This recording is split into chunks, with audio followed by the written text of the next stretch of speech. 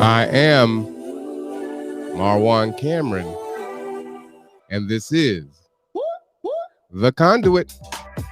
All right, y'all, it is 7 p.m. in Kitsap County, 56 degrees, October 3rd. We've got another show for you today. We're going to get into it.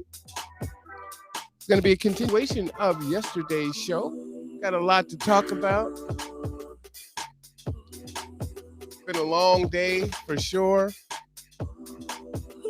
but we got to keep going. And we're going to keep going.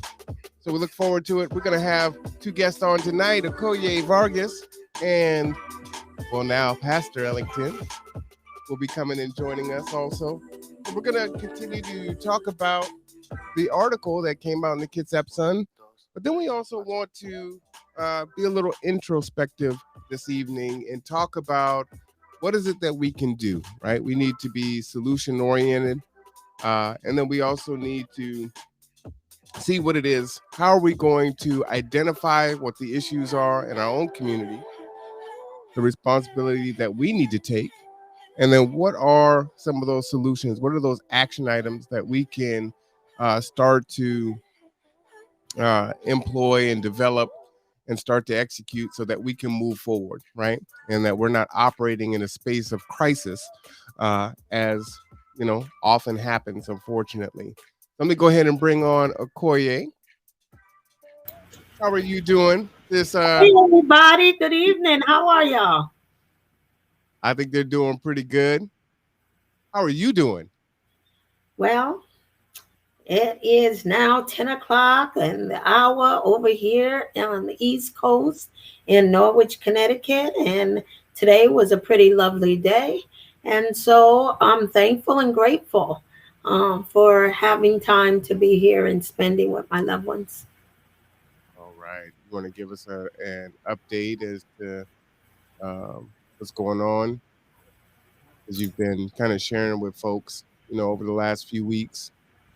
Yeah. I'm grateful because not everyone gets the opportunity to spend time with their loved ones that are transitioning, and what that process is for our families. And it's an awesome opportunity to strengthen our families, to show love and compassion and concern for our family members, and then to be able to heal some wounds. A lot of our families have gone through a lot of trauma within our families and have not been really given that time to be able to look at some of those things and begin to heal some of those past traumatic histories that are within, I believe, all of our families. I don't believe any of our families are without hurt and harm and pain and trauma. Just some at more levels, deeper levels than others. And so it's a wonderful thing. It's quite a blessing to be given time like this, because none of us know the time nor the hour that we'll be called home, and we will be transitioning from this world. Let me ask you this, because it's never easy, even when folks can, Lord willing, they've lived a long and fruitful life, and it's just the natural order of things. But then we have folks that are taken from us too soon, and so here you are working through that, being a support. Sounds like you are definitely a matriarch in your family household, so you're being strong, not only for yourself but for others. And then you just started your college courses again, and you're fighting, for issues that are happening 3,000 miles away. So how do you do and maintain all of that? I had spoke a little bit about some of this to you earlier. Um, when we're presented with life's issues and problems and emergencies and everything, I think that and that we as a community and a culture have tried to run away from some of those, or self-medicate some of those things. And as life presents itself to us, we have to um, understand how to live through them and do them in the best way we know how. And I'm not saying that we're perfect in them. I'm saying that we still have to deal with what is um, handed us, or what we have on our lives radar to be able to deal with. And some of them are hard. I mean, myself, coming home here was very hard for me back in 2007. um, um, my my father and my brother got into an altercation, and my father ended up shooting my brother and then sticking the gun in his own mouth. And that happened right here in this home. And so when I come here, um, a lot of things are triggered. A lot of things come up.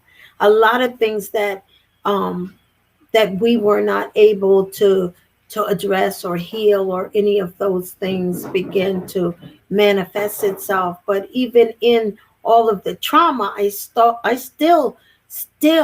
saw the grace and the mercy of God, because both of them, they lived through that trauma, and we were able to deal with some of what was happening in our homes, with my brother, and with my father, and with the family.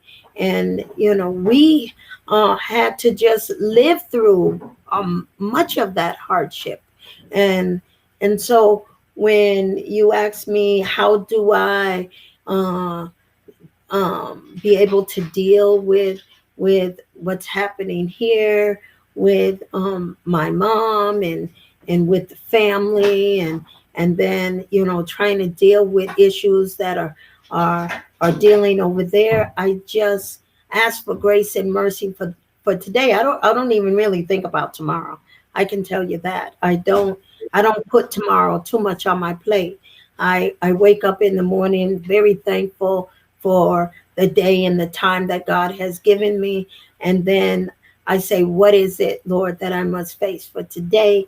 And whether it's my schoolwork, or whether it is um, my loved ones that I have to care for, I ask God to strengthen me, because it is difficult to see your mom. We only get one mother, and to see her health and her well-being declining in such a way, and knowing that you cannot change any of it, but to be able to love her through that. And it is difficult to be able to continue to nurture and care for and love for, when it's difficult to look at, it's difficult to see.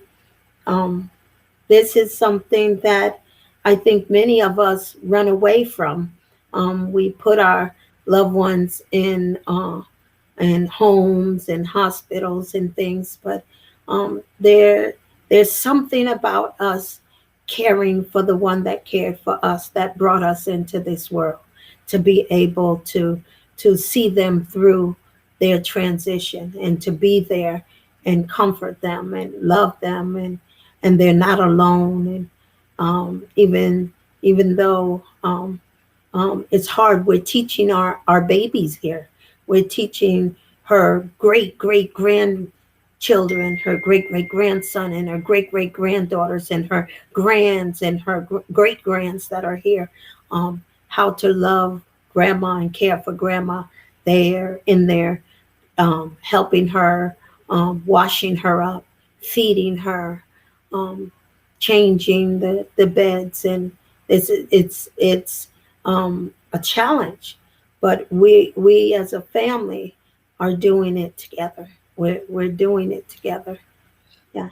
I appreciate that. Well, we've got Pastor Ellington on, so I'm going to bring him on in. Good evening, Pastor. How you doing? Good evening, my brother. Good evening. Good evening. Long time no conduit in for me. I miss being out here. And thank you for having me this evening. God bless you. Yes, as you know, Pastor Ellington and I do a show once a week, and there's been a lot going on, including his installation as pastor. So, we had to put it on hiatus, but it is returning. So stay Yes, tuned yes, for sure. yes. Definitely. I'll And make so sure. we asked So, Pastor to come on. Go ahead. Mr. Marwan, can you introduce me to Pastor Ellington? I don't think we have met officially. Oh, okay. All right. So, Akuye Karen Vargas, who is a pillar in the community, who has done a tremendous.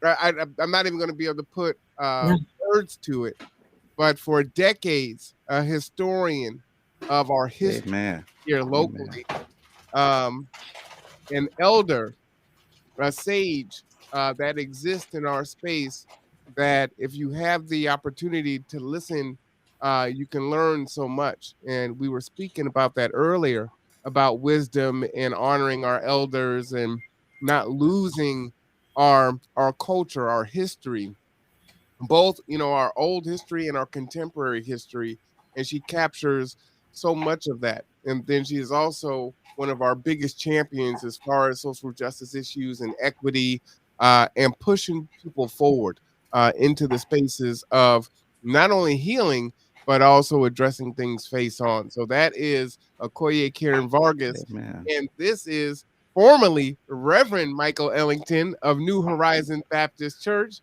who is now Pastor Ellington of New Horizon Baptist Church, someone that I call a friend, very, very knowledgeable, very wise.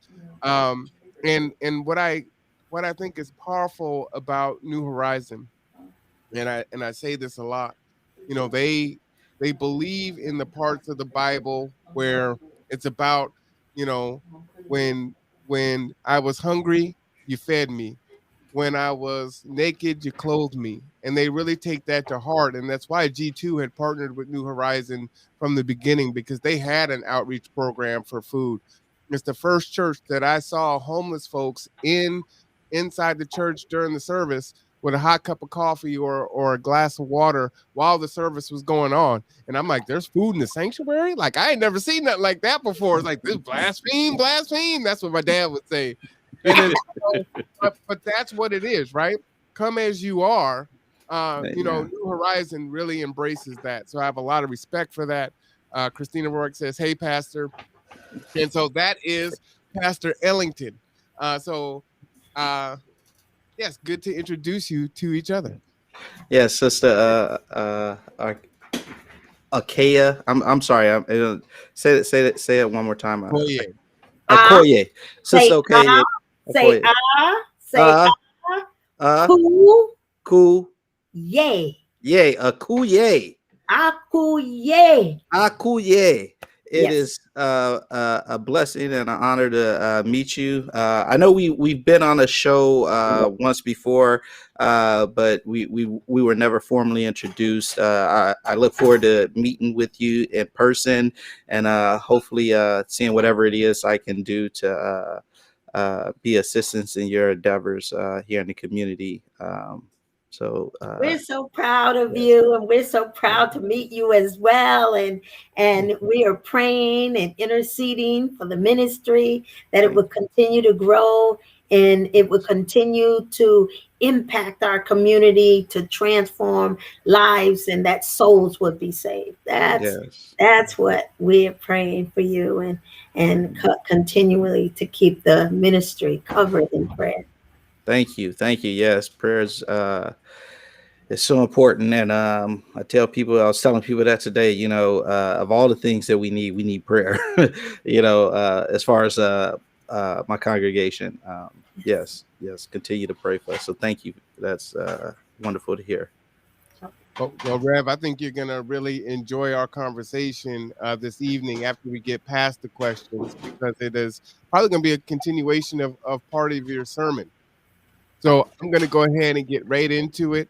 Which sermon? What you were talking about today, what you were sharing with the congregation. Oh, you caught that. Okay. So Rob Ben says, good evening to all of you. Go Sounders. They are, G2 is at concessions right now working the Seattle Sounders game. So we have I think 7 folks at the Sounders game doing the mission. So they're doing the work. We're so appreciative of them and their spirit. I wish I had some pictures to show you. I'll try to get those before the show ends, so that you can see them. I know there's probably like 30,000 people, at those games. So it's a big deal. And again, if you want to join, just give us a call. But did you get a chance to review the article that was in the Kitsap Sun, Pastor? No. Did you send me a link for that? I did.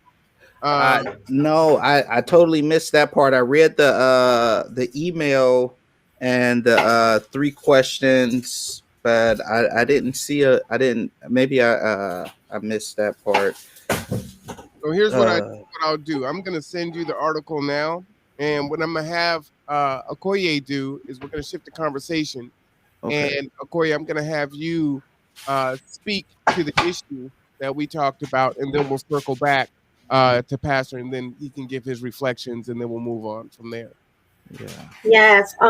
As we were just having a conversation earlier, I was talking about some of the work that we're doing over at Evergreen and meeting with some of my professors and my dean, as well as our president, continually talking about literacies of transformation. And I thought long and hard about our enslavement to this land, which was stolen from the indigenous native people of this nation to the Americas. And I said, I come from a stolen people. I was stolen and brought to a land where I have no choice but to look at this nation's history through the lens of racism and colonization.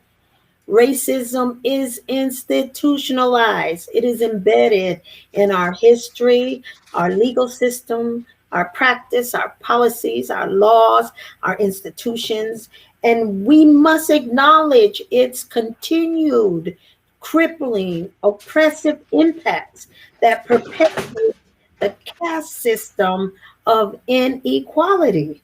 We in this nation must reckon with our own history of racial oppression and institutionalized systemic racism.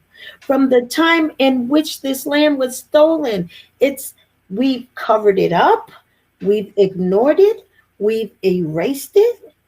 The manifestations of inequities and oppression and hatred and division can be researched and found to be rooted in racism, and it's seeded by greed, control, power, violence. We must address the root cause, not just the manifestations. We cannot dismantle something we don't want to look at or acknowledge. Therein lies the continual perpetuation. When we refuse to embrace our own condition, we are deceiving ourselves. We're walking in denial, refusing to look, refusing to examine, refusing to acknowledge, to humble ourselves and repent of the atrocities that have happened and turn towards truth and justice. This nation deserves healing. The land deserves healing. Its people deserve healing. The enslaved deserve healing. The framework of this still remains. The enslaver, the overseer, the plantations, the watchers, the enforcers. These are our current realities of racism. They covertly survive in the construct of systemic racism, giving institutions the legal authorized means to control with constructed tools. These relics of racism are alive and well. These tools of racism create stark inequities in our correctional systems, our law enforcement, our health systems, our educational institutions, our practice and policies, our government, our communities, our families, our hearts, and our homes. So, as we begin to talk about some of the things that continue to manifest when it comes down to systemic racism, or even any of the issues that we're dealing with when it comes down to critical race theory, racism is not a theory, it's a reality. We have to understand these things, these historical foundational principles that this nation has been constructed upon. And if we're not willing to, at this point in juncture in our history, to be able to deal with them, we are going to have difficulty moving forward when it comes down to equity and inclusion, and to be able to have truth and reconciliation for those within this nation. So, and it involves all of us. It involves us all. No one is exempt from this. No culture, no community, no color, no race. None of us are exempt from these issues. So as we begin to have the conversation, let's frame it from where it stems from, the roots of it, and begin to say, how are we going to move equity and inclusion and address the race disparities within our communities and within our country here. I've said quite a bit. Yeah, that's a lot to unpack uh, there, and our hope is to actually do just that, right? To begin to do the work, and as I've said, quite a bit. We have these conversations in barbershops, in churches, at home, around the dinner table, at picnics, at family reunions. There's lots of different spaces we're having these conversations, but they're still kind of siloed off, right? And I think what may be helpful is for us to transition and do something different, right? If you keep doing the same thing over and over again, right, and expect a different outcome, it's not going to happen. So you try all of the above and see what sticks. And we need to have these conversations more out in the open and invite other folks that we don't typically talk with to come in and join that conversation and find the solutions and begin to grow and heal and move together. So I think that's what that's going to look like, and that's what we're trying to do. Um, it's great, to be in a space today where it's like, look, you need to actually do an introduction because I really haven't formally met this person. And so that's what progress looks like, right? And so that's the tangible that you can hold on to, is bringing other voices to the space and allowing them to share their perspectives and their experience and add richness to the dialogue and what we're trying to do in this purpose.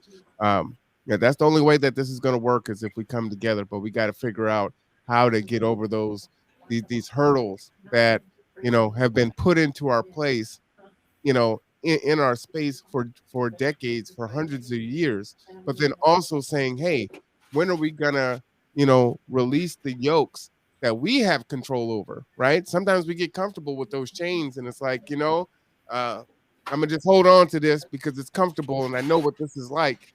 I don't know what it's like to let go of the chains, right? I mean, when slavery ended, there were folks that didn't have anywhere to go. Yeah. They just needed to stay, right? It's like, no, you're free now. You've got to figure it out on your own. So, I think metaphorically, in a lot of ways, we're still there. And we got to figure out how to cast off those shackles and figure out how to go forward together. Um, Pastor, how you doing? I see you're still reading there. Ooh, I'm well, brother. I'm well. Were you able to listen and read, or you want to? I started off listening and reading, and then yeah, my brain kind of clicked to reading because it got kind of interesting. Mhm. I'll put it that way. It was yeah, it's getting to be a very interesting read. Yeah. So if you finish the article, then what I'm going to do is ask you these questions, and then we're going to circle back to, what Okoye shared, and then we're going to start getting into the work by identifying what some of these barriers are, naming it, because I think we do need to name it, right? We've got to talk about it, and then we're going to talk about solutions because we are solution oriented, right? We have to, we've got to name it, we got to claim it, and then we got to work through it. Amen. So we can get past it and then build our coalition, right? Build our tribe. So the first question that I wanted to ask you based on this article, and many of us have, been able to read it. If you haven't had the opportunity, you can find it in the Kitsap Sun in our podcast yesterday. There was a link and many people talked about and reflected on the article. But Pastor, question one, this article reports on concerns about KCR through the lens of sabotage of Tracy Flood. What's your response to that framing and to those complaints? Well, so from what as far as the article goes, from what I can see, I didn't get through the whole article. I do intend to continue reading it after we're done here. It's just very interesting timing. There's I see no reference to timing in regards to the allegations towards Mrs. Flood, which I think is kind of telling in itself, so I just think that's very, the timing of the release of this article is very interesting. They kind of went back in time, to kind of set a tone, if you will, for where they're heading at in this article. Of course, any good writer would do so. And so I'm interested to, continue to see what's being said, but the way that it's being set up, and like I said, just the timing of everything is very interesting. Of course, this is I'm sorry, but of course, it's these are tactics that we're not unused to, unfortunately. It is. And, to that end, it was reflected upon yesterday that the election is in 30 days, right? And the letters were from back in July. And there's okay. no conversation. That was in the first two paragraphs, right? And there was no conversation about, well, what was the resolution? What came of the letters from July, right? That's months. That's almost 2.5 months. That there had to have been something that's happened and that wasn't reported on. So that is tremendously concerning. What I find to be a benefit of Okoye, and let me know if you agree with this, is having Pastor Ellington come on here and not having read the article. A few observations is one, right? This is a leader in the community in his own right, and we all have our circles, but he hadn't heard about this. One. And then two, he's reading the article just cold, and that is his first kind of thought and perspective. So this isn't a situation where folks are being primed or prepped into, this is the lens that you need to look at this. It's, hey, read this article and tell me what you think cold. And that was his experience here live. So just reflect on that for a minute, because I think that's kind of profound.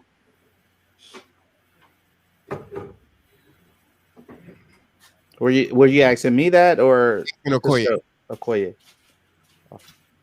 I think that it's very transparent and illuminating. I can only express as Pastor did, my first response, the way I reacted to it was it felt very calculated. I'll say it like that. And it felt very condemning, and it felt very vicious. I was just trying to discern the spirit and the tone of the the language and everything. It felt, that's what I discerned when I first read it. It felt that way. Pastor, you want to further reflect on that before we move on to the second question? Yeah. So another thing that I notice, and it's very subtle, but again, these are tactics, that we're uncommon to. I'm kind of used to, kind of just seeing through it. But very early on in the article, they kind of began, like I said, with some, laying a foundation, right? And they're talking about previous people that were in that executive director position, and they began to discuss, the problem with the first and so forth. And it's like, what does that have to do with the issue at hand, other than kind of you know, by association, linking, those actions, trying to link those actions to Sister Flood. And, just like that has nothing to do with anything, with the current situation of what they're trying to discuss. And so that's just a very underhanded tactic, to even, kind of put that in there. Because what'll happen is, because it's a pretty lengthy article, once you begin to go down and down and down, you begin to disassociate, what I'm saying, the original offender, but you kind of keep in, your subconscious, those black marks. And now then, as you continue to read, then transfer it over into the other column that it doesn't, where it doesn't belong. And so again, just very underhanded tactics, and unappreciative. I'm very and a very astute and mindful person, and so that kind of stuck out as well.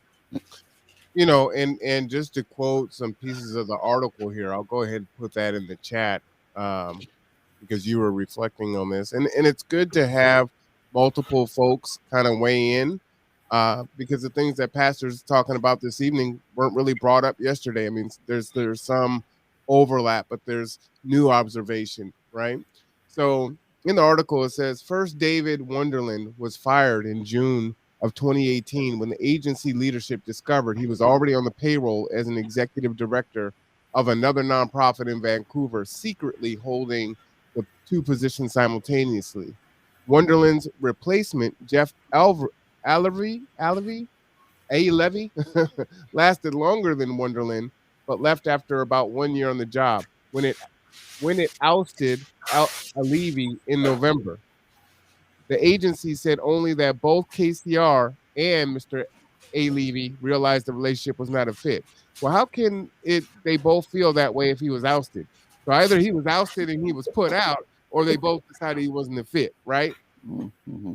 But see, also what you have to realize, what I was saying, they're tainting the office of the executive director here. Mm-hmm. And so when you go down and then they start listing the name for the interim executive director, now again, like I said, you're transferring those black marks over to that office, and you're associating it with the name that they're going to constantly, repeat. Is what I'm assuming as I go through the article. I'm pretty sure they're going to bring that name up more and more times, reference that name more and more times, and then, they make no mention as to the bylaws of the board to say if what Mr. Wonderland was doing was against their rules, their bylaws and so forth, for to say that, like, hey, he wasn't supposed to be doing this. But yet they make a very demonstrative statement by saying secretly, so then it puts it, in this shadowy, type of deal in a person's mind, like, oh, he was, doing something, kind of underhanded, but they, don't, present, a clear way to say that, hey, this was against the board's bylaws. Maybe it wasn't, in the bylaws. Maybe the board just, felt like, yeah, we felt like you should be focused, completely on us and not, you know what I'm saying? Not be holding two positions. And so then in that case, is it really like a secret deal? Like if I hold two jobs and I'm able to do two jobs, I'm not required to tell another job what I'm doing, and then they don't say if the other position that Mr. Wonderland was holding, if it was, if it was what's the word, where it was kind of against the entrance of KCR, if he was working against the interests of KCR by holding this other position. So there's a lot left unsaid, and left to the imagination when they use some of the language that they use in there.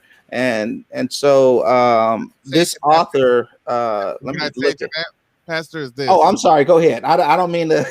No. I talk a lot. I apologize. What I would say to that, Pastor, is since this happened a couple years ago, that this is like old news, which is probably why they didn't go into a lot of depth on that. Okay. And yeah, I do believe that there was some, I don't know if it's illegal or if it's just ethically wrong or what was behind that, but there were definitely some issues there. But one of the things that hit me was when you were speaking was this. You're absolutely right.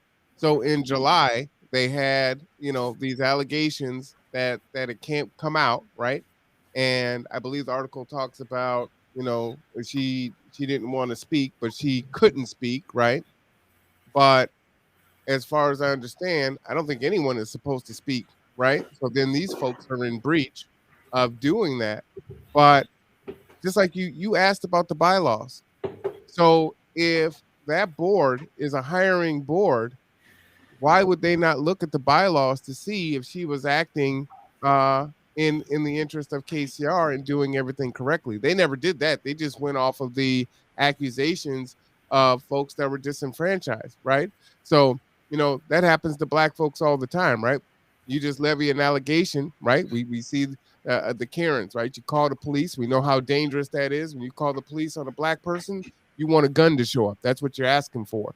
So that's what this is akin to, right? And this is such a defamation of character when you've burned through two executive directors, and now you've brought in a third interim, right, to come and right the ship, and then you're attacking this one. Sounds to me like it might be the leadership team, which is the constant in this variable, right? Because, fish rots from the head. So, if the ED is doing something that's wrong and you bring another one in and you burn through that one, and you bring another one in and you turn on this one, and you have all this turmoil and upheaval.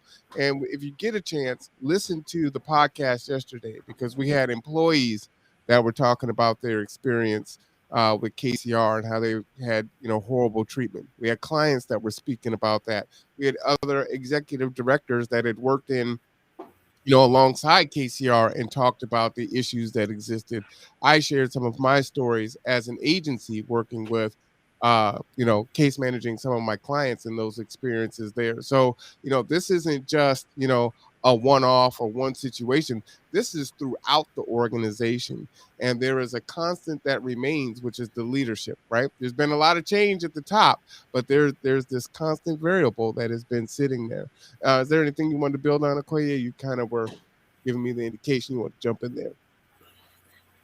Now, one of the things that I was really concerned about is the spinning of the narrative that involves others, but yet the accusations are primarily against Tracy Flood, and the way they interject, and she's running for judge in the Bremerton, and by the way, she's soliciting, votes, and by the way, it's like matter of factly, and then they jump so rapidly to all the rest of the content in here. It seems so fractured to me. Definitely, but and again, Sister Akuye, I'm gonna Yay. get that. I'm getting that, sister. Yay. But that's the tactic. That's exactly the tactic that that we're used to seeing. And I kind of want to touch back on Brother Mawan's statement. Where he's exactly right. And at one hand, they're saying that they contacted Sister Flood, and says that and if you let me read this part, it's quite interesting, the wording here. Andre Benin, who wrote this, is very skilled. He says, when contacted by the Kitsap Sun, Flood declined to comment on the substance of the letters and said nobody else could answer questions about the allegations. She did not respond to the question of whether she had asked people at the agency to support her campaign for office. Instead, Flood denounced the disclosure of the allegations about her conduct, calling it a leak and a breach of confidentiality before hanging up. There is a lot going on right there in that paragraph. There's a lot going on, and there's a lot of mixing of different threads, and trying to stack it up like it's one cake, but it's not. There's a lot going on there, and so again, very talented writer. I'm sure that the editor of the Sun knows exactly what they're doing by releasing this story. And so I'm interested to see what comes of this as far as the Kitsap Sun. I'm not a big fan of it, of the Sun, unfortunately, and I don't subscribe to them. And I do believe in supporting local businesses, but that's a whole nother show, so I'm gonna leave that be. But this is very interesting how they try to tie a lot of different things together here. And so first, like you said, we see that she declined to comment. But when Andrew says that, and I hate how they do that to us, but when it says Sister Flood declined to comment on the substance of the letters, that's one part, and she says nobody else could answer questions about the allegations. In other words, she's saying again, there's a confidentiality piece here, obviously, that nobody's supposed to be speaking about, then right, that would put her in breach if she did. Yes, exactly. Trick bag. And then, yeah, but then, like I said, he's weaving strings here, and he goes on and says she did not respond to the question of whether, and so he picks out one specific question, that he wants to stick in our mind, about her campaigning for office, which, shows his hand, which is shows his hand as to what the real intent of this article is about. Thank you. Yeah. Give us up. Give it up. Yeah. So it's like, come on, bro. It can't be. You can't have your cake and eat it too. It can't be both ways. And then it goes on to say that she denounced the disclosure of the allegations about her, and then again her conduct, not alleged conduct, but her conduct.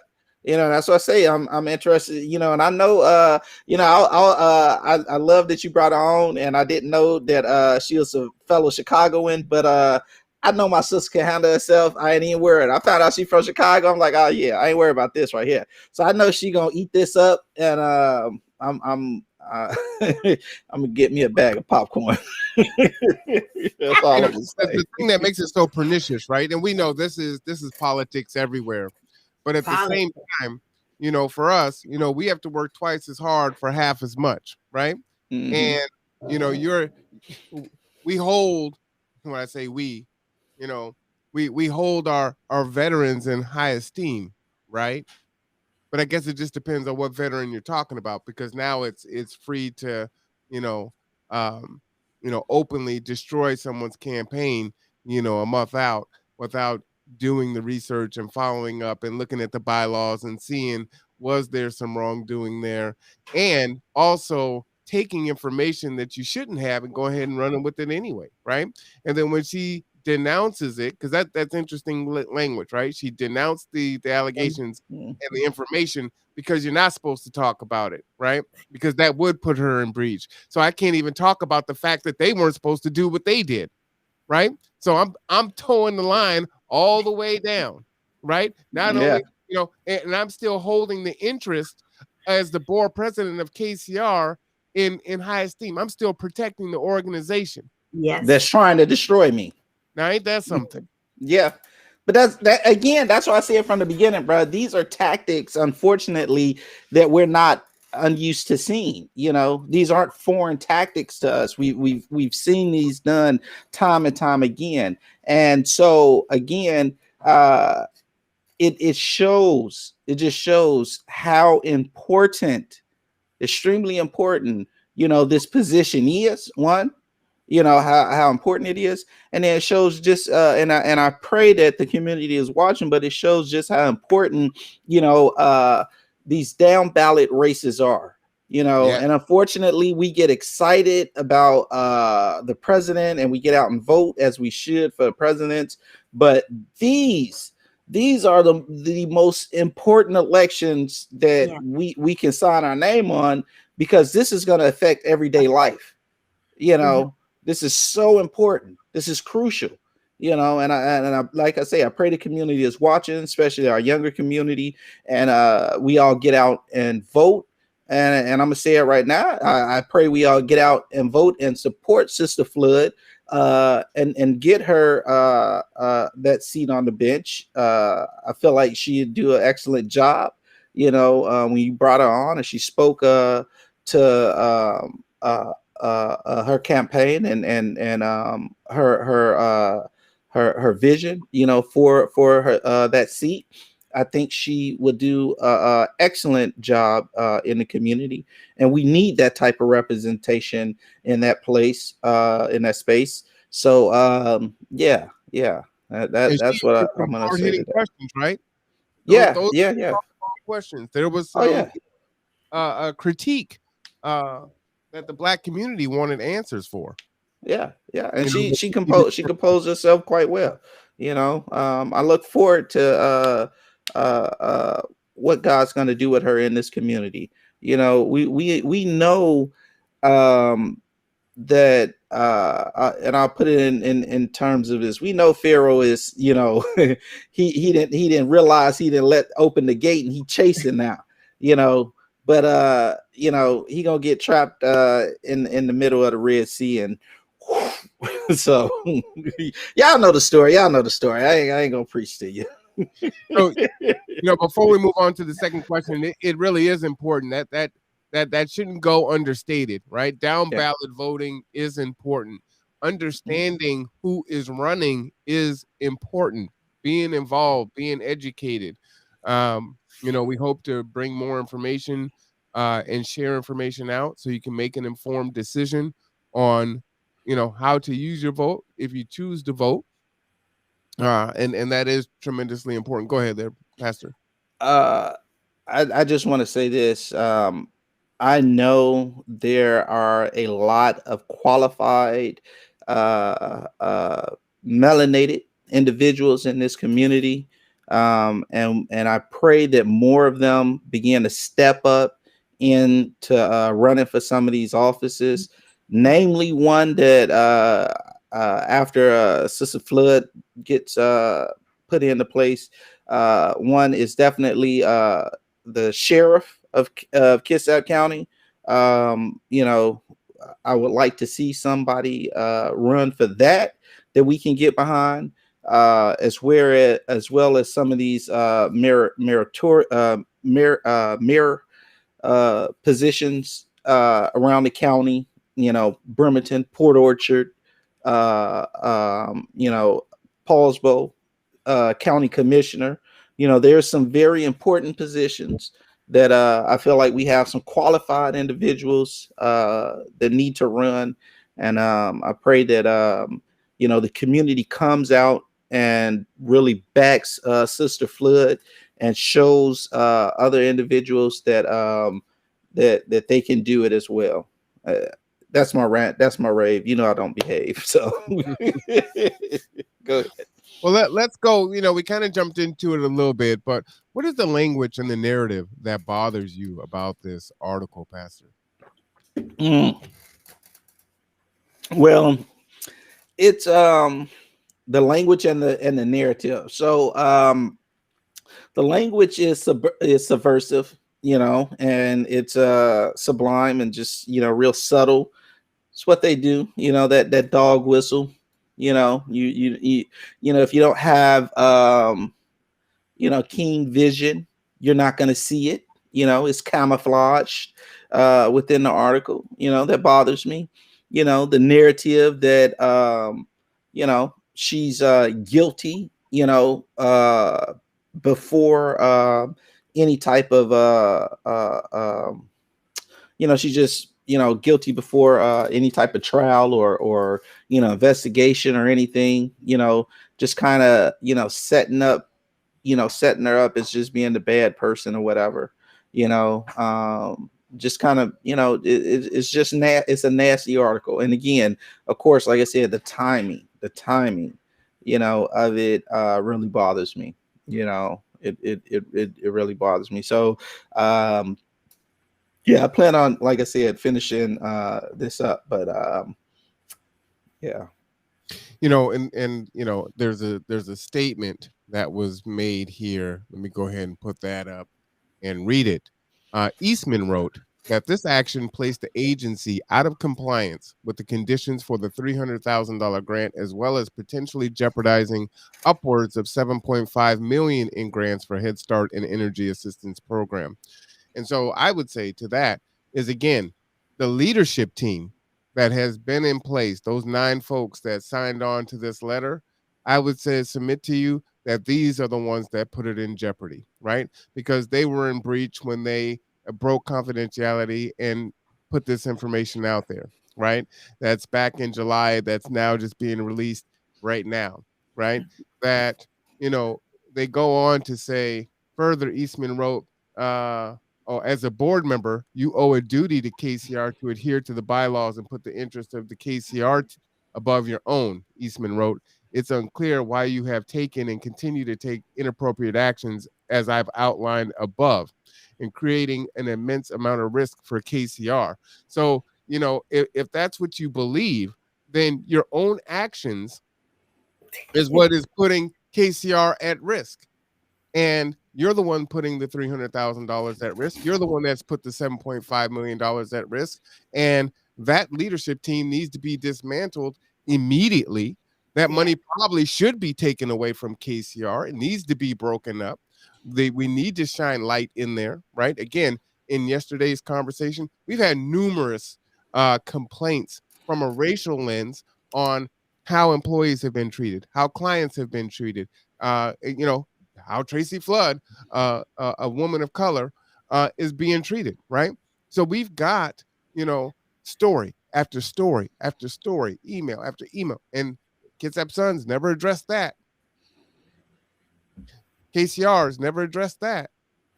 But now this person is putting all this into jeopardy. But the real jeopardy here is that, right? And so when you're airing out your dirty laundry, well, Okoye, go ahead and jump in there. One of the things that I'm so thankful for is that, one thing that Bishop Lawrence Ray Robinson always said to us, he said that our bylaws will be our best friend. These are our guidelines. Well, obviously, they're violating their own bylaws and their own guidelines. There's something here that's terribly wrong with the way that these narratives are being spun that really jeopardize their own actions that do not comply with their own bylaws. I'm not sure about the two prior executive directors, even if they were out of compliance, but obviously they were ousted because they're the ones that use that language. I didn't use that language, though that was language that they used. And then when they found out that the first one was fired because he did have another job. Well, I don't even know if that was something in the bylaws that you can't.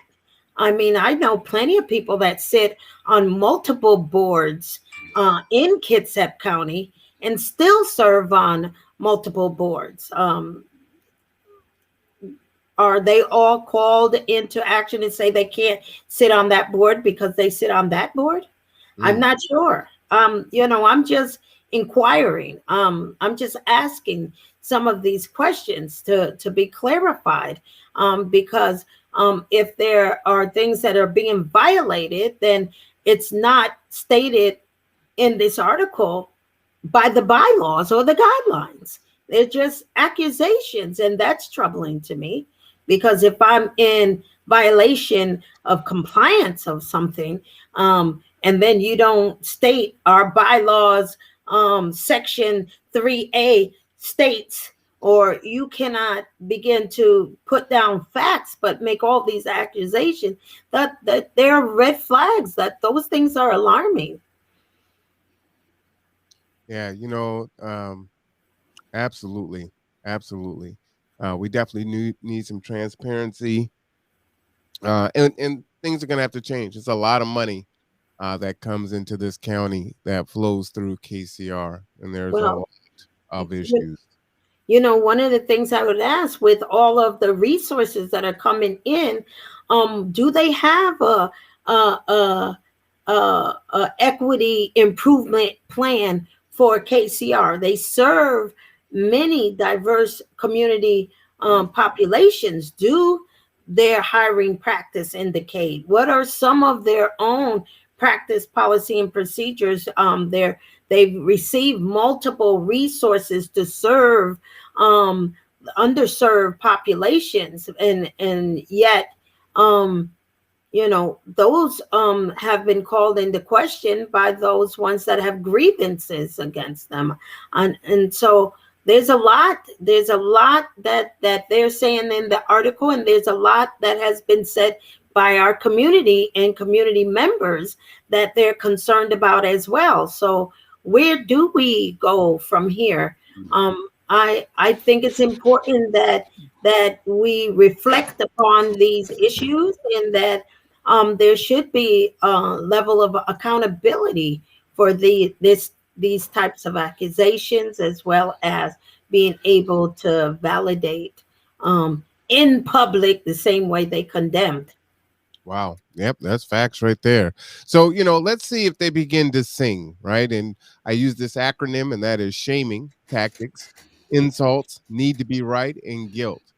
I will tell you that there is a freedom that comes from not trying to have to appease anyone. I'm not running for office. I don't work for anyone, and I don't rely upon any revenue coming from out of this county. It's not going to make or break my organization or what I do. So I'm going to call it out. We'll wait and see if all of a sudden, who gets attacked, maybe from the sun, maybe who gets attacked that are supposed to be allies, who begins to attack us that are in our own group, because Yes. all all skin folk ain't kinfolk, or all how the saying goes, right? And so Yes. you can see, you know, we know who the leaders are in this community.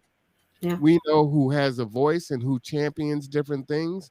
And where they stand based on what they say and what they do. Yes. So if they have nothing to say, That's saying something too. right? And so we're coming to as I was saying yesterday, we're at a precipice, right? It's 2021. Things are different. We're dealing with pandemic. We're dealing with economic issues. We're dealing with food insecurity, housing insecurity. We're dealing with the loss of jobs through technology. We're outsourcing. All of these things. So what are we going to do? You either stand together or fall. And they're saying by 2045, this world is going to be in a bad place. And many of us are already in a bad place. Our literacy numbers, especially for our boys, our graduation rates, our single parent households, the incarceration that we still deal with through the prison industrial complex, right? We have so many challenges. And so we must get on code, and we must start working together. And for those that are looking at their own interest, that don't want to jeopardize their own bag, their own situation, it's time for y'all to get out the way. And it's going to be called out. And it's going to be called out. And it's going to be called out. And it's going to be called out. And it's going to be called out. And we're tired of going along to get along, and we're making this incremental progress, and it's so much better than it was before. We're making progress. Progress is slow. No, we ain't got time for that anymore. I'm glad that you said that, Brother Marwan, because some of the things that we have to understand, these are our moments of awareness. We have to engage our community in this moment for equity, as we move this work of equity forward in our county. This work has not been done before. Let's just put it on the table. We have not delved into this level of accountability for organizations, for our government, for our school districts, to move equity improvement in those institutionalized systems forward in our county. I said it wasn't uneven until George Floyd. I mean, we had those the buzzwords: equity, diversity, inclusion, multicultural education, which they were checking the box. But when the crises, the racial crises with George Floyd, and then with the COVID and all of those things, it really began to show the disparities and the inequities and the systems that continue to oppress. And we were thrown into a place where we had to deal with these racial disparities, these racial inequities, and we were asking our institutions, the balance was so off, they didn't even know what to do. They didn't even know how to serve the population that they had said they've been serving for over years, hundreds of years. So they were exposed. Many of those institutional organizations were exposed. They have been receiving all of the resources, but were not serving those communities. So as we begin to talk about moving things forward, let's look at their practice, the procedures, their policies. What do they have in place? Because they say that yes. And let me ask you, do y'all know how much resources have come to Kitsap County, to this county, to serve underserved communities? I don't know that. I don't know that. 53 million came into the county. Okay. That information. I missed a check or two. I gotta check my mail. I gotta check the back of my mailbox. I think it's stuck back there. I missed a couple of checks. How are those resources being dispersed? How are they being given to those communities? Because we still see the challenges, because they receive all those fundings, but I want to know where equity is in the resourcing of those fundings, because that's a big piece of the disparities here. Right. Whether it's with KCR, whether it's with Bremerton or Kitsap Housing, whether it's with our governmental organization, is there equity with the resources? How are they giving those resources. We know that they send up barriers. Well, you got to jump through these hoops, and if you don't apply, well, you don't qualify, and they don't send their people through all them hoops. They just go ahead and make sure it happens for them. So we've got to look at their practices, not just because they'll make sure it's on paper, but the actual practice of it is another story. So we've got to be conscious of how the resources are being disseminated and given to those communities in need. Yeah, I feel like we should, and I don't mean like me personally, but we should be in charge of dispersing resources within our own community. We know how to best target those who are in need in our community. We know those who are in most need. I know I've and I still am. I've been at the receiving end of the spoon a lot. And it's a thing where you're made to feel as if whoever's plugged into that position, like they're personally doing you a favor, and you have to show gratitude, because like, oh, we pulled your name out the hat, and so because we chose you, you need to kind of be humble and grateful that we're allowing you access to these resources. Well, no, my tax dollars went into that too. Yeah. I may not be working right at this moment, but I didn't pay my fair share in the taxes, and I still do. And look, you're just plugged into this position. It's not your personal money. It's not coming out of your paycheck. It's not coming out of your bank account. And if it was, I'd probably be getting a matchbox, if anything. So, something needs to be we need to speak to that as well. That has to change, because a lot of people, I believe in our community, we're proud people. A lot of people, we don't even we've gotten to the point where we're tired of begging. Yeah, begging, exactly. And it's like, I'm not gonna keep begging you for what you owe me. What is mine? It ain't what you owe me, it's what's mine. Plain and simple.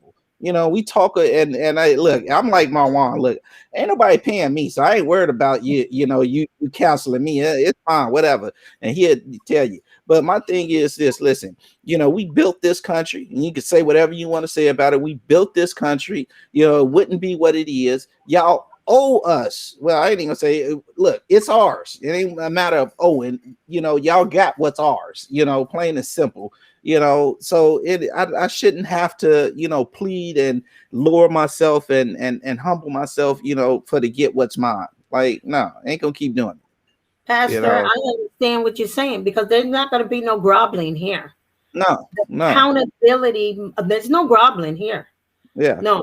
Yeah. You will be accountable to equitably resource those resources to the communities that it needs to go. Now, the gatekeeping that has happened here in our county will have to cease, because we will be calling you into accountability, because those are public records, and show us your books. Because if it's not lined in your budget, that means you you misappropriated funds and allocated them to where they should not have gone.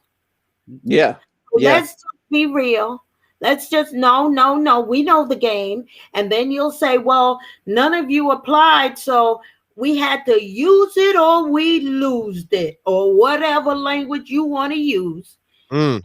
You quickly shift those resources to your new building plans, or your this plan, or your that plan, or your new parks and recs, and your this, when those resources were supposed to go to families, housing of families, those that were homeless, those that had needs. Yeah. And they continue to do that, and the thing is, and we've been saying this in the community for forever. You know, they don't never tell us anything. They'll tell each other about that money, but they won't tell us about it. You know, until either one, it's over with, or it's too late. You know, and That's they keep it the day real hush of. hush. Yeah, The the day day of, you know, and it's like, look, you talking about some use it or lose it, well then lose it, you know, because if you really wanted to reach us, you know what I'm saying, and get those funds of. into, you know what I'm saying, needy families' hands, you know what I'm saying, get them into a place where they would be of most use and a most benefit, they could do so, you know. And so yeah, that game's over with too, you know, and that's why I pray more people start tuning into the Conduit, because you know, and I'm big on this. As soon as I find out about something, look, I'm telling everybody, look, Thank you. go get it, you know, because they gonna go get it, you know. Ooh, You calm know, down, spirit, calm down. All right, I'm finna go off into a whole nother tangent. I ain't gonna, but you see what they doing, you know, to us down there on that border, you know what I'm saying. But you know, you see how many, look, over 5,000. You know what I'm saying? And I don't know if you remember this, brother Mawan, but I was telling you this. You know what I'm saying? Even before all of these migrants hit the border, remember I used to tell you how, you know, they would talk on the news about our southern immigrants, you know, but they wouldn't talk about the Haitians that they were deporting and, you know, so forth on a larger scale than the Mexicans, you know. And now, you know, what's happening down there in Texas has shined a light on it, but this isn't new. This been happening. They've been shipping us out like this. 5,000 people in 11 days. You hoarding them, you know, just like massively evicting them. You know, you ain't even. I mean, what they doing to our Mexican brothers and sisters is wrong. Don't get it misconstrued. They should not be doing that. It's horrible how they just split them babies up and then lost contact with their families, and now you didn't created orphans. That's terrible. Don't get me wrong. You know, I don't believe in mistreating any foreigner in our land. But what I'm saying is the people that look like me, you know what I'm saying, you treating me even worse. But you know, the news doesn't highlight that. You know, they highlight the ones that kind of look like them, you know, but we've been getting the raw end of the stick for a whole lot longer. They've been treating these Haitians like this, and the Jamaicans deporting them, you know, in mass droves. But you know what I'm saying, the media hasn't been talking about that, you know, until here late. Now you got 15,000 on the border, like, oh, we can't hide this, you know. So yeah, that's wrong. That's wrong. That's wrong. That's wrong. I don't like that. That's just wrong. Yeah, but what I do like is the emotion, right? And the involvement. It's a different time now. So I think folks can sense it. It is a lot different. And part of that is as we do the Conduit, folks are responding in. They may not tune in live, but we got a question. And the question was, you know, did Kitsap County get $3 million to keep mask mandate in school? And so I don't know the answer to that question. And so I reached out and I put the response in the chat, and I'm just going to read it really quickly. I also put the link. Check out this Kitsap Sun article, Kitsap County deciding projects to receive American Rescue Plan funding. And so you can click on that link there or type it into your URL and bring it up. Kitsap County jurisdictions received the first installment of federal coronavirus relief money this summer. And local officials are considering a laundry list of potential projects for funding. The funding is part of the American Rescue Plan Act, the 1.9 trillion coronavirus relief package signed into law by President Joe Biden in March. The bill includes $350 billion to help state and local governments respond to the coronavirus pandemic and offset lost revenue. Kitsap County received $53 million, the largest allocation among jurisdictions in the county. Bremerton received $10.4 million, followed by Bainbridge Island, which received $7 million. Bainbridge Island is pretty tiny, so to receive almost the exact same amount as 10 doesn't seem equitable, but that's a whole nother story. Well, Hallsbow No. with 3.1 million and Port Orchard with 2.8 million. About 3 million of the county's funding is being set aside to directly address the COVID-19 pandemic, Baker said. That includes money for testing and vaccinations, contact tracing, PPE, and outbreak response. So we are clearly getting in the mix of trying to get information and share information out to those. Again, Pastor Ellington hadn't seen this article about KCR and Tracy Flood, and we're thankful that he was able to come on and reflect on that. I do want to switch gears a little bit though, because this is a two-part situation, right? There's what's being done to us, and then what we need to do ourselves and what we do to ourselves. And so if I can switch the conversation, you know, um, why don't we or why can't we work together? What are our barriers, right? We need to identify this so that we can come up with some solutions to figure out how to change the issues that plague the Black community. So, well, why are we having a problem working with each other? And that's for either one of you to jump in there. I'm a Well, I didn't voice voice this one several times, brother. And I ain't beholden to no man, and never would be. My thing is, unfortunately, for as small as Kitsap is very large, and we don't know one another well enough.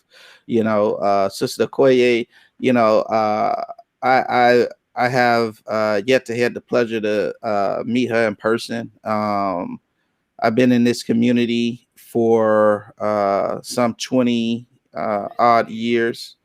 23 years. My wife, she's my brain bank. I have a horrible memory, so thank God for her.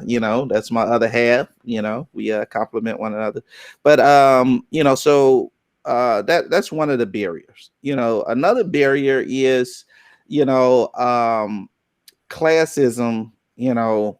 Within our community. Unfortunately, some people hold themselves at an elevated position, and they kind of look down, the nostril and I ain't gonna say nose. They look down the nostril at a fella, because they haven't been, kind of sent through. I don't know.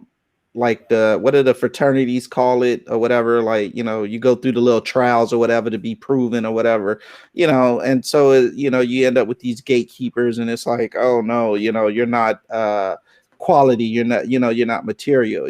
Like, I'm a poor person, what I'm saying? I'm broke, I ain't got no money, what I'm saying? I ain't come for no money, but that doesn't stop my intellect and my ability to contribute to the conversation, regardless of what level it may be on. It may be a small bit, but God's given us all something to say. He's given us all something to say, no matter who we are. And so, unfortunately, we have some classism. We got some gatekeepers going on, and that keeps us apart. And like I've always, like I said, I've expressed this, and this is one of the biggest things. We still got that PTS going on, that post-slave slave syndrome. Yes, going on, where we're dealing with the mental chains that have been left on us. Yeah, they took off the physical shackles, but they left on the mental shackles on our brains, which are the strongest shackles. They left those in place, and so we have this illusion that, we're free, and we have this delusion that, we've been kind of let from underneath the thumb. And one of the biggest tricks that they played on us, and some intentional planning went into this, was to separate us, by tongue, so I can't really speak to, my brother man until, I learn the other man language, and by then, we both kind of, got our own ideas on how things are going to be done and the way they should be going or whatever else. Then, it's for, whether you want to say that,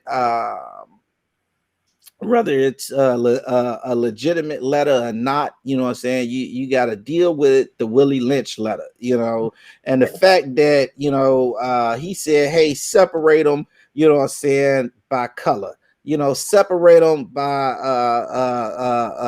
size, separate them by sex. You know what I'm saying? All these make all these different little boxes and separate them, and then pit them against one another. He said, give one just a little bit more than the next one so you can create some envy and some jealousy amongst one another. You know, so these type of tactics are still going on. And again, if you ain't got good eyesight, if you ain't a keen keen to what the tactics are and not aware of the tactics, you're going to continue to be susceptible to them because you're not aware that this is a trick of the enemy. And so they continue to get over in this way, you know, and then they continue to pit us against one another. There's a reason why you see all the shootings going on in Chicago and Atlanta and Detroit and Indiana and so forth. You know, there's a reason why, you know, you got one young black man shooting another young black man over something that they don't own, can never own, and ain't going to profit them nothing. You know, that's going to send them either to jail or the graveyard for the rest of their life. You know, there's a reason why these things continue to happen decade after decade after decade with no solution, you know, with no what seems to be no end in sight, is because these tactics are still being perpetrated against us. And so until we begin to, you know, awaken and say like, hey, you know, this foolishness that they putting before me doesn't profit me anything, you know, like we used to say back in the day, oh, we don't own no boats and no planes, so how the drugs and guns getting in the community, right? Well, guess what? We don't own no television studios and corporate. I mean, okay, I understand what's the one guy in Atlanta? He built the, you know, he played Mama Medea. What's Medea? Okay, yeah. So I know that, but I'm just saying on a large scale. We're not the executives in those positions making the decisions of what songs are going to be released, what videos are going to be made, you know what I'm saying, what movies are going to come out. And we're not the ones making the decisions any longer of how we are going to be portrayed in movies. Even now today, when we begin to the sister that wrote the 1619 project and the movie she did or whatever, even her, when she's making decisions, she's still beholden to, you know what I'm saying, the corporate to say, okay, we're gonna give you only so much rope. The brother that did you know Panther, the Black Panther, we're gonna give you so much rope to do so much, you know, but you're still, you know, only given so much freedom. And then, you know, even if we're given the whole, you know what I'm saying, bundle of rope, it's only one shot, and that's not gonna, you know, like it's not the norm. So, you know, we have to open our eyes up to these things and begin to see that, like, look, you know, it's a reason that things are the way that they are, and it's by design. It's not by accident. It's not, you know what I'm saying, by coincidence, you know. And so I'm gonna stop right there. I'm gonna stop preaching, but I could go on. But those are some of the things that separating us, even you know, right now today. So yeah. All right, I appreciate that. I appreciate that, Pastor. Pastor went on and gave us a little mini sermon there, real quick, which I definitely appreciate. I apologize. You know, I can trigger the pastor pretty easily, so I just give him a little one, just give him a little poke, and then he's gone. So hey, don't mess with my people, bro. You know, I love me. I love me. Trust me. So don't, you know, when I say I love me, I love me. You know, don't mess with it. Don't mess with me. Look, no.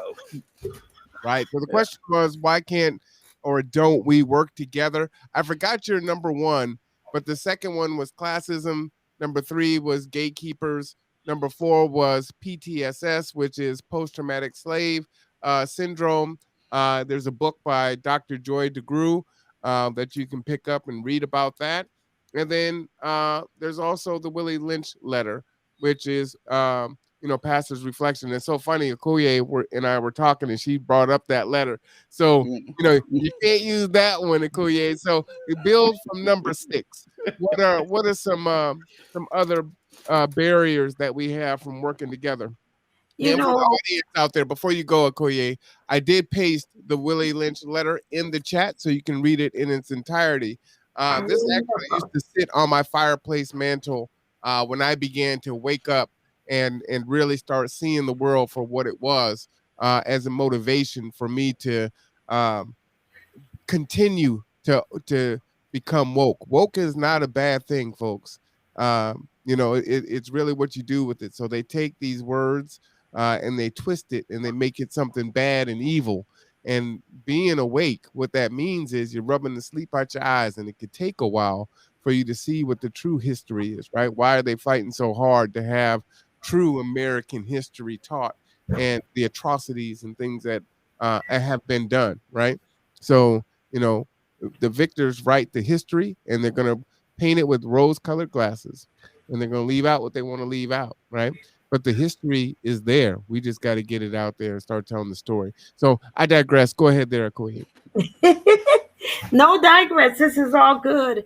I always start with ourselves. We have the opportunity to begin to move ourselves into a place of health and well-being, but we are challenged by our own disparities. And when I say that, I said we have to begin to have these type of conversations with our community, with ourselves, to be able to address not just our historical trauma, but also what's happening today, why we continue to stay in these places that are so oppressive in our minds, in our communities, in our families, in the culture. There's a culture that has been spun in our nation concerning African Americans. And that thing is something that continually is perpetuated in our educational system. Our students are being put in special needs. They're put in the school to prison pipeline. They are designated to go in the 3rd grade. They already know exactly how they are school to prison, tracking them to be incarcerated. They know that they are underserving them. They know that they'll not be able to gain gainful employment. These are systemic things that continue to keep us in that crab mentality. And these are constructs. This is systemic racism at its best, and even opportunities where they know they'll give us an opportunity here, so everybody's clamoring for it. So if I get that job, I'm looking out for number 1. Bam, bam. You got to get your own. And so, no, I ain't got time for you, because I got to make sure I'm covering my own back. It's the same thing that when the enslaver and the overseer on the plantation, the watchers and the enforcers, they would say, okay, we got these scraps. Let's just throw them out there and see them just dog one another for it. And that's when they came up with that crab mentality. But what that was really survival. That that you're trying to survive, and that you're in an environment that's oppressive, an environment that continually is not nurturing, is not giving you what's needed, that you have to now they're developing and cultivating an animalistic mentality.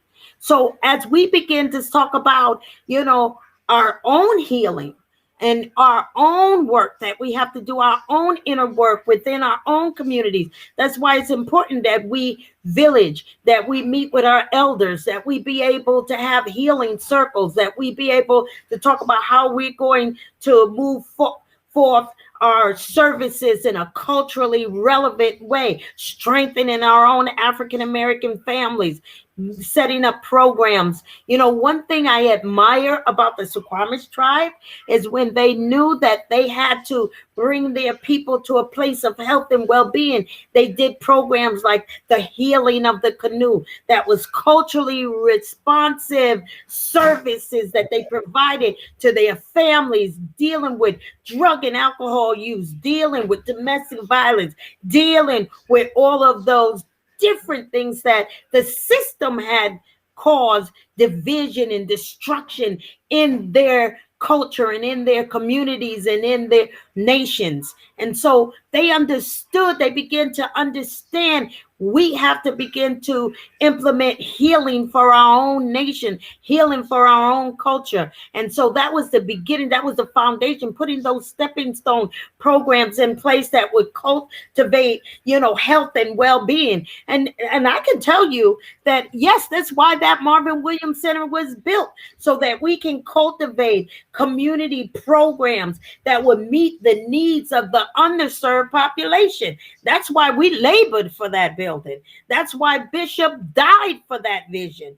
We've got to continue to say, how can we come together? But of course, while all of that work was being done, we still were dealing with those mentality that this one was jealous of that one, oh, and they think they this and they think they're that. All of that historical trauma still being in the mental capacity within their brains and still not able to those are strongholds. Those are traumatic historical strongholds that needs to be healed. Well, how are we going to reconcile our own community, heal our own community? That's why it's important that we have to heal our own lands. We got to heal. We've got to begin to move our communities into a place of health and wellness. We know the disparities. We know that they got our men, our husbands in the penal institution, in the prison system, our children in the foster care. We've got our families that's being torn and divided by drugs and alcohol, with mental health issues, with domestic violence. Oh, come on now. That's been happening for time immemorial since we were enslaved to this nation. It's nothing new. And then they moved. Yes, they said, oh yes, here's the Emancipation, a proclamation. And then what did they do? They implemented what? They implemented those new forms and constructed new ways to re-enslave us. And they put us up in the hood, which was still nothing more than the plantation, where they were still monitoring us and still making sure they only gave us a certain amount of what they wanted us to have, and still was making sure that the watchers and the overseers and the enforcers, the law enforcement, see, if we don't understand how these systems were built to continue to enslave us, then we'll continue to perpetuate and be caught up in these systems and participate in them. And participate in them. And willingly, now it's, and what did I say to you earlier, Marwan? It's just like the elephant with the chain on its ankle, just like the bird that's in the cage. They don't have to put the shackles on us no more. We still ain't going nowhere. We still just enslaved in our minds. Amen. So that's what we have here. And we have to begin to break those mentalities, to shift our narratives and our mindsets and cultivate health and wellness for our community. And it has to start with us. I'm not expecting nobody else to do it for us. We have to do it for ourselves. You said you was in on that what you were saying, something really stuck out to me, sister, about the healing of the canoe, and then you begin to speak about how we as a people, we got to heal. That's something we've never ever had the chance to do, was to deal with the process, to deal with, the trauma that was inflicted on us, that continues to be inflicted on us even to this very hour. That continues to be inflicted on us. We've never had room to exhale. It makes me think of that movie, Waiting to Exhale. We're still waiting to exhale. We've never had that opportunity. And I think even if it's not on a national level, even if it's just on a micro level and within our own community, we have to create that space where we can begin to come together and begin to just tell, just simply be able to voice our experiences, because it's so powerful when you're able to voice your lived experience, to someone else that can understand and relate to it, where you're not made to be felt like you're being gaslit, or whatever else, Or and exploited. yeah. And so we need to create that space and where we can just simply start to begin to just speak our lived experiences and then let that grow into what it would be. But I think it would create some bonds amongst us that will break down the divisions that Marwan was asking us what's causing the divisions. Yes. I think that speaks to, that may speak to the solution of those divisions is us coming together, because I've dealt with racism, and as I'm sure both of you have, and even uh, you know here recently, I'd say within the last month, I've dealt with it. The micro racism that we now see, where it's very subtle and you can't really kind of put your finger on it, but because we grew up in the oppressive system, we know what it is. But I think we need to kind of create that space where we have time to just come together and heal one another, validate one another, and say, yeah, I acknowledge your lived experience, and it's okay. It's okay. We're gonna survive. I feel like that would be powerful. I do too. I hear y'all, and I want to. But I'm angry. Yeah, it's okay. It's all right to be angry. Yeah. Well, but see, I get angry a lot, bro. Get angry and get busy. It's about what you do with that anger. That's right. Get busy. They tell me that I can't be angry, right? I can't have a full range of emotional expression. And so, that's right, because now you're the angry black man. Well, but it's time to stop. It's time to stop living by their unwritten rules. It's time to stop, giving power to their unwritten rules. That you can't be an angry black man or an angry black woman. Why not? You turn red, you a red angry person. So why can't I be an angry black person if you can be an angry red person? My thing is, look, we both mad. It's about what you do with that anger, and anger ain't nothing but a form of energy, that needs to be focused and directed, into a positive,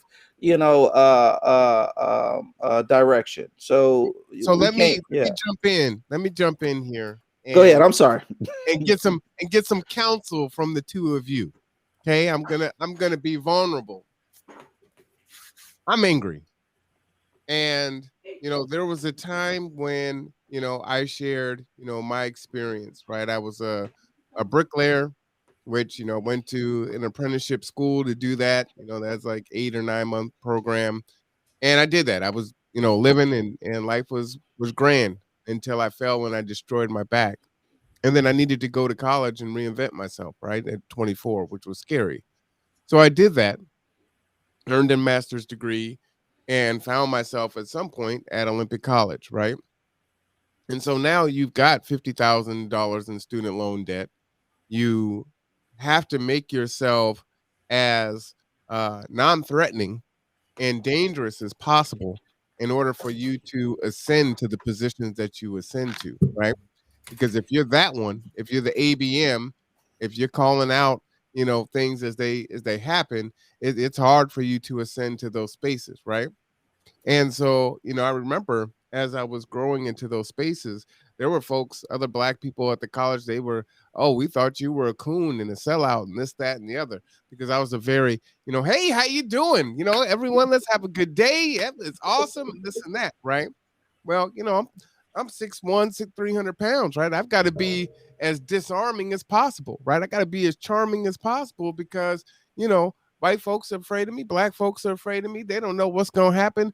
And boy, if I turn that smile into anything else, right, it's danger, right? It's DEFCON, 3. I don't know which one is worse, 4 or 1. So, something in the middle. It's bad. But in that, I'm trapped, right? I've got my own shackles on. So I'm going through these experiences and I'm trying to help people as best I can and be myself. I am genuinely a happy person. You know what I'm saying? So it is who I was. But at the same time, there's these other things that are going on that I've got to compartmentalize, because I can't allow those things to be out, because that's going to stifle my growth and also stifle the growth of me being able to help the folks that I need to help, right? And so the stories of, you're my first Black professor, or you really cared, or you showed me, something different that I really needed. I've had some of my students come on to the podcast, and some folks I didn't even remember were my students, like, oh yeah, no, you were my student, you did this and that. And they're stopping me in the mall, and they're still asking me for letters of recommendation and sharing what, having me as their advisor or an instructor meant to them, right? And so you're always modeling that, and you don't know who's looking and who's watching you. Now, at the same time, as I've grown out of that space, and I am the person that I am today, and I've leaned more into, as I said, becoming woke, right? Seeing the world for what it is, looking at the issues, now wanting to be an advocate and changing those things on a more direct level, right? Maybe I'm attacking more of the symptoms and not the actual disease, right? Now I'm trying to attack the disease, while continuing to do the work.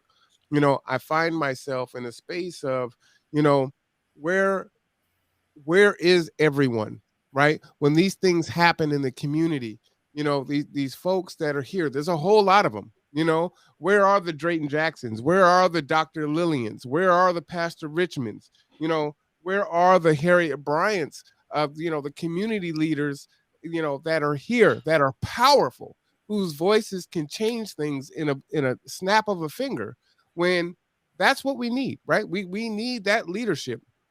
And we need folks to be on code, to come together and say, this is what it is. This is what we're going to do. We're not going to be moved. We're not going to be separated. You're not going to pick us off individually. This is what it is. And so I can resonate with, hey, you know what? I was on this other side. And, if I dip my hand or my foot into that third rail, then I might lose my livelihood. I can't use this degree that I owe $50,000 for. I'm not going to be able to pay this $2,200 mortgage. I'm not going to be able to do this, that, and the other. So, I gotta play my position and try to affect the change that I can affect, but, not be too controversial or call it out too much, because that's going to put me in jeopardy.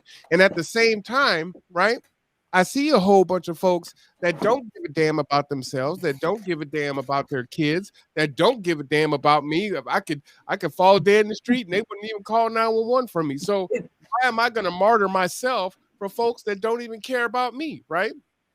So is that the attitude? So I'm supposed to be on code. I'm supposed to, kill myself. We joke about it all the time. It's so funny. Oh, self-care. You getting your self-care? You getting your self-care? No, we ain't getting no self-care, right? We're stressed out. We're working all the time. Evil never rests. This is the weekend. We're doing a podcast. We're in meetings, right? Talking about how are we going to take care and address the issues that plague us? How are we going to support those that are being attacked? So what do you do? So you're trying to do this thing. You're trying to exist. You're trying to be all things to everyone, because, that's what's put on our shoulders also. And so I'm angry. I want the things that I see in society that are wrong, that institutional racism, institutional white supremacy as it exists, I want it to end. And again, as I defined, right? This isn't just white folks. This is the whole BIPOC community. Everybody has to keep that engine going. Everybody has to feed that beast. Everybody plays a role. Right? And that's what the meritorious manumissions are, right? So back in slavery times, as Okoye was saying, meritorious manumissions was, you got a reward if you save the slave owner's life. If you invented something that made, getting the crops or doing whatever the job was easier, or you told master about a slave revolt, or a slave running away, meritorious manumission. So that's how you were rewarded, right? So I want to be rewarded by being able to stay and serve with the dominant society and get what I need to get and be safe for me and my family. I'll try to do what I can in my spaces, but at the same time, I'm also looking over here like, man, these folks don't even give a damn. Why the hell should I give a damn? And they don't even stand up for me when it's time to stand up. So I'm damned if I do, I'm damned if I don't. I want us to come together and do better, but at the same time, it's like, man, some of our leaders don't come and do the work. It sounds good, or they tear you down in the background. You know who the hell you are, right? And then you have the ones that don't care, don't want any help. They're drinking and drugging and living their life and doing whatever it is. And it's like, wow, the sky is falling. Now they come and they call on you when they need some help. And then once they get that help, they back out doing the thing again, right? And they could give a damn about you. So what do I do? What's the solution here? How do we fix it? How do we go forward? How do we begin to build that village, to heal, to make it be something that's not sustainable, but something that has resilience, that is going to continue to strengthen as we go forward? Because I'm to the point where I'm like, you know what? The hell with y'all. I'm going to call you out by name. Every damn time I see you not stand up for us, I'm going to call you out by damn name. Right? Over and over and over again. And for the society that comes against us and does wrong, I'm going to call you out too. Because you ain't doing nothing for me. If I fall tomorrow, is someone going to be there for my daughter? Are they going to take her to school? Are they going to comfort her? Are they going to buy her the things that they need? Hell no. My daughter passes, what are they going to do for me? Are people going to come up and then all of a sudden say, hey, you know what? We're going to rally around you. We're going to make sure that your organization doesn't fail and you're going to continue to go on with your mission. Are they going to pay my rent? Are they going to do this if I fall sick? They're not going to do any of that. So what do I do when that's where my mindset is? I leave it to y'all to answer that, please. Go ahead. Yeah. No, I'm right here. I'm like this, Marwan. I want you to voice all your frustration, because the beginning of our healing starts right here. Us beginning to talk about how and what we are doing to one another, how we're not there to help support one another, what we can do to transform that. You know, I know that change don't happen overnight, but change got to start with me.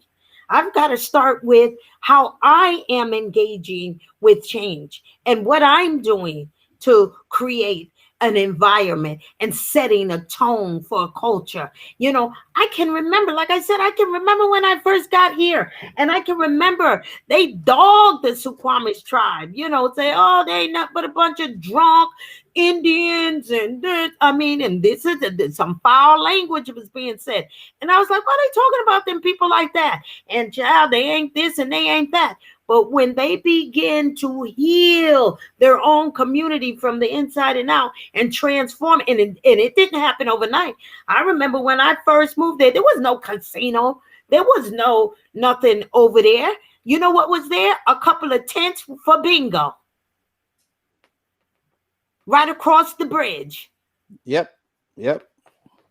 And then they begin to cultivate dirt lot, nurture, heal their community, build their businesses, build, all of those, they begin to put things in for their health pieces, put things in and systemically and culturally relevant pieces that would cultivate change and that change didn't happen overnight.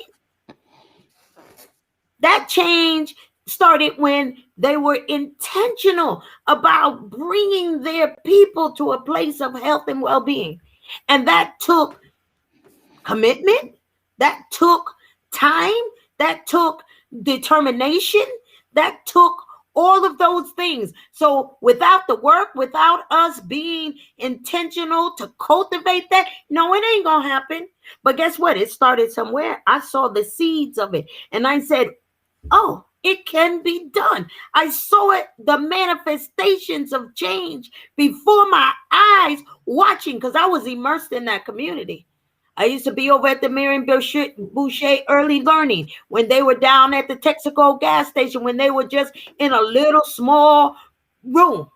They didn't have they didn't have no school, no nothing. They was in a room at the end of the plaza, by the gasoline on the other side of the law, the little room they have for their police.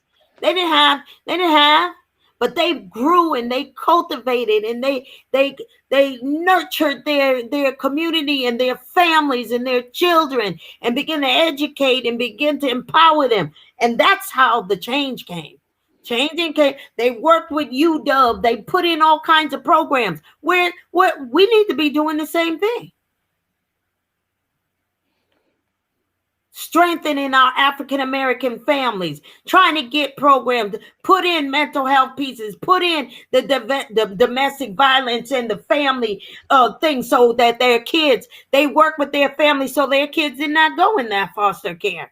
They gave auntie, uncle, and cousin, and everybody came together as a family to make sure that their children weren't up in them systems.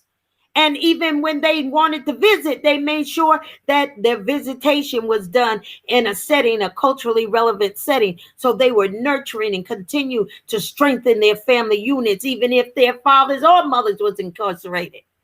You see what I'm talking about? These are the things that was doable. I saw they were doable, obtainable, things that we can reach for if we begin to intentionally begin to vision and envision our own health and well-being. And that hasn't happened in our Black African communities. It has in some pockets in this nation, but it ain't happening in Kitsap County. Rev, jump in there, Pastor. So, I guess I you know, and you I guess you kind of said it earlier. I'm gonna continue where I left off at this afternoon. You know, we have to keep first things first. You know, there's a lot of work to be done, and unfortunately, right now, you know, this country has a tendency of killing off national leaders, you know, but that's okay, because we're going to grassroots this thing. You know, there's a lot of work to be done in the community, a lot of areas that need to be affected, you know, and when we survey our community, and when I say community, I'm speaking on the local level now. I'm speaking of Kitsap County. Okay, so when we survey our community, what we're going to find is a lot of different people have different needs, different priorities, you know, for themselves, where they say, hey, this is the most important thing. We need to work on this. We need to work on that. We need to work on this. Right. And because you have so many horses, you know, pulling in different directions, you're going to tear the cart apart. And that's what's been happening. So nothing's been able to be done. And it's just been kind of, you know, the wheel's been spinning in the mud, so to speak. So the first thing that needs to be done is to focus just on one thing, you know, that we all can do, you know, and that's why I said, hey, let's just start off by simply getting together and validating one another's lived experiences. That's something we can all agree on, that we all need to have a place to voice, you know, those frustrations of things that we deal with in the community, you know, because what happens in that instance is when I run into some micro aggression, I run into those micro racisms, right?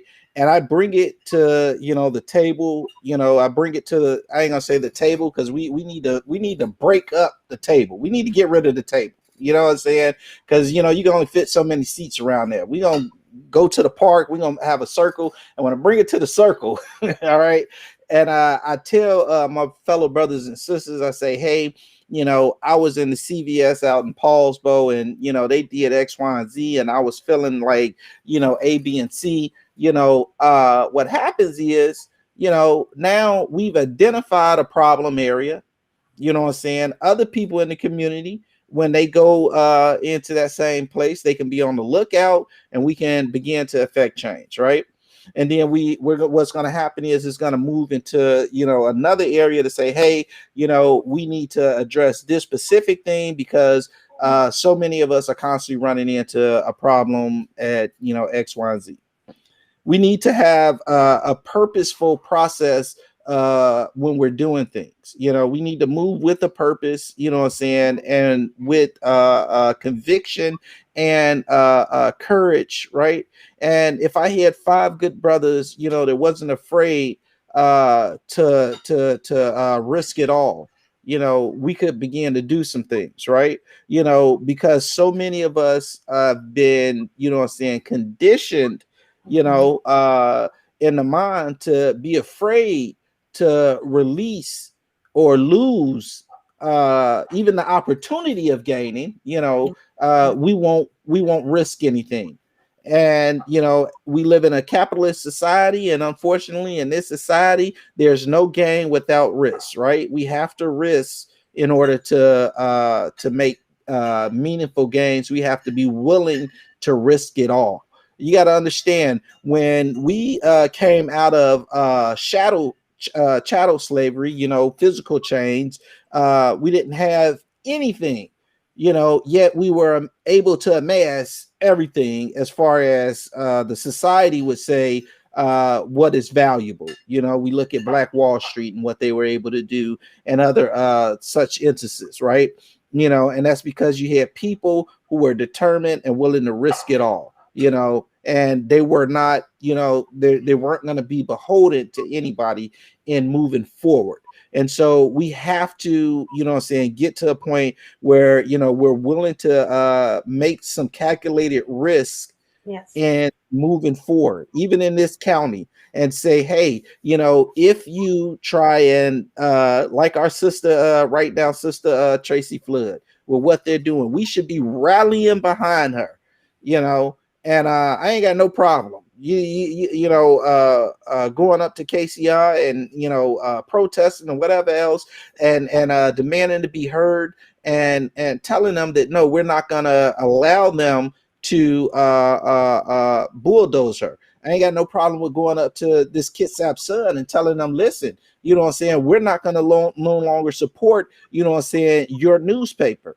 And matter of fact, I know we got some talented writers within our community where we need to start producing at least a monthly publication of our own, and voicing our own and making our own narrative, and not be beholden and afraid to lose, a front page spot in their paper because we're not co-signing off on what Mr. Andrew wrote about our sister. And so we need to be purposeful in our processes. We also, and which is what you're doing right now. We need to give voice to the voiceless in our community. We have so many brothers and sisters in our community that are blunt heads, and alcoholics and whatever else, and they're walked over and dismissed because they're not at the status quo. But like I was saying,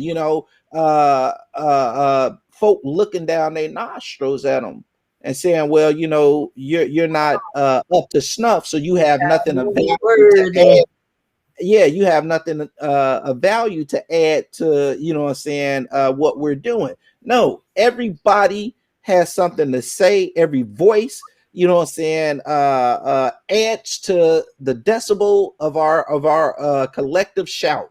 And not only that, these weed heads and alcoholics that folk looking down on, guess what? That's a vote on the ballot, for Sister Flood, for whoever gonna run for sheriff. So we need to continue to give voice to our voiceless and let them know, just because society has said that you have no value, we in our community, we're gonna tell you that you are still of value to us, because you are a part of us.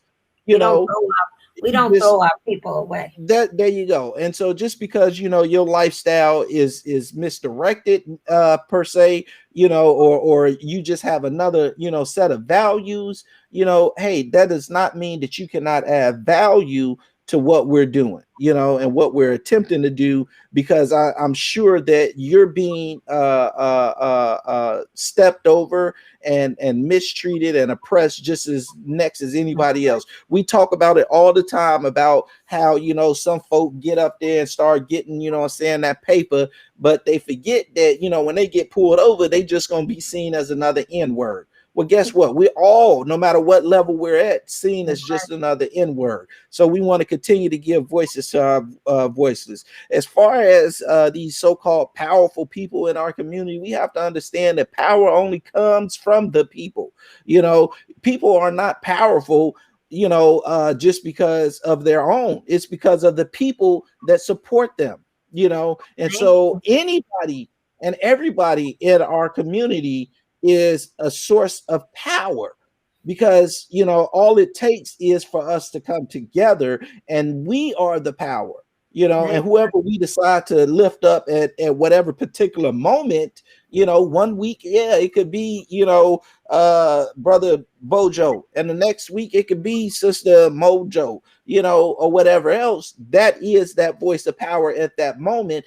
The world and society does not get to dictate to us who remains in power within our community. Is just simply who we choose to elevate at the moment. Hey, you're going to go out and be the spokesperson for this particular cause, because, you know, we like how you speak about it, you know. But guess what? We doing this other thing also, and you're not going to be the spokesperson for that. We're going to use somebody else, because they have a better vision for it. And so we don't let society dictate to us what our community looks like, and what we do in our community, and what we do for one another, you know. And until we get into, you know, this mindset that we're gonna start, you know what I'm saying, embracing one another, you know what I'm saying, regardless of, you know what I'm saying, your so-called status and what you look like. You know what?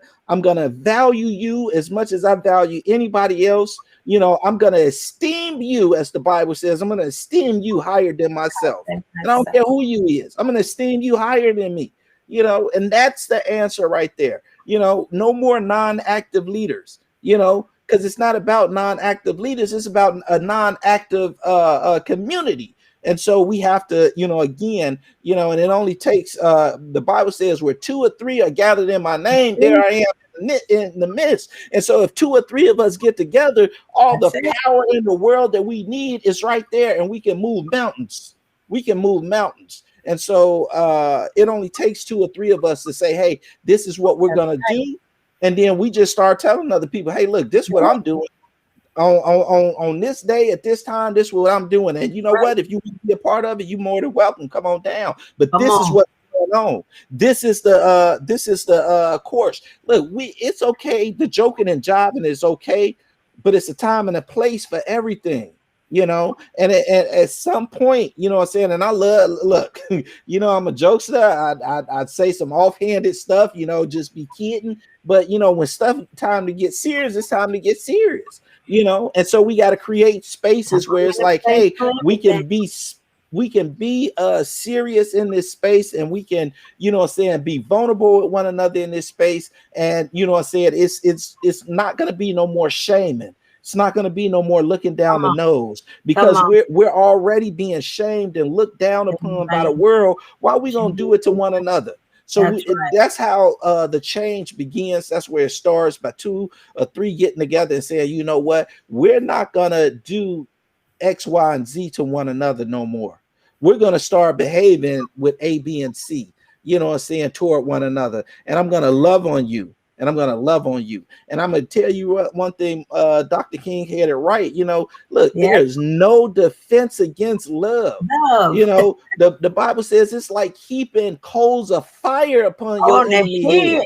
That's you know, right. So we got to continue to just love and love and love. And guess what? What happens is, you know what I'm saying, you break down those barriers. So even within our own community, we just need to start loving. That's my rant. That's my rave. I never behave.